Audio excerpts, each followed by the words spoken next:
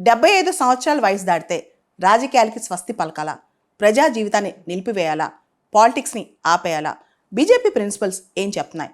రీసెంట్గా RSS chief Mohan Bhagwat గారు ఒక స్పీచ్ ఇచ్చారనమాట. నాగ్పూర్లో the architect of Hindu resurgence అని చెప్పి మోరోపంత్ పింగళే, ఆయన చాలా గ్రేట్ వర్కర్ అనమాట. ఆయనకు సంబంధించిన ఒక బయోగ్రఫీ లాంచ్ చేశారు. దానిలో మోరోపంత్ పింగ్లే చెప్పిన ఒక సందర్భాన్ని గుర్తు చేశారనమాట.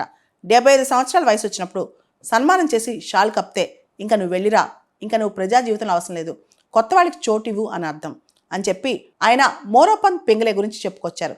దీని మీద మొత్తం పొలిటికల్ సర్కిల్స్లో చర్చ స్టార్ట్ అయింది.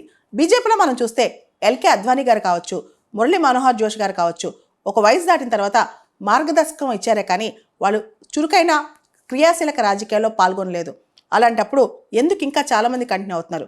ముఖ్యంగా మోహన్ భాగవత్ గారు ఈ ప్రస్తావన నరేంద్ర మోడీ గారి గురించి చేశారా? నరేంద్ర మోడీ గారి వయసు కూడా దాటిపోతుంది కదా, 75 సంవత్సరాలు. మొదటి నుంచి కూడా వాళ్ళ ప్రిన్సిపల్స్ అవే కదా అని చెప్పి చాలామంది చర్చిస్తున్నారు. అయితే రీసెంట్గా అమిత్ షా గారు కూడా ఒక మాట చెప్పారు. 75 సంవత్సరాల వయసు దాటిన నరేంద్ర మోడీ గారు ఇంకా రాజకీయాల్లో కొనసాగుతారని కూడా చెప్పారనమాట.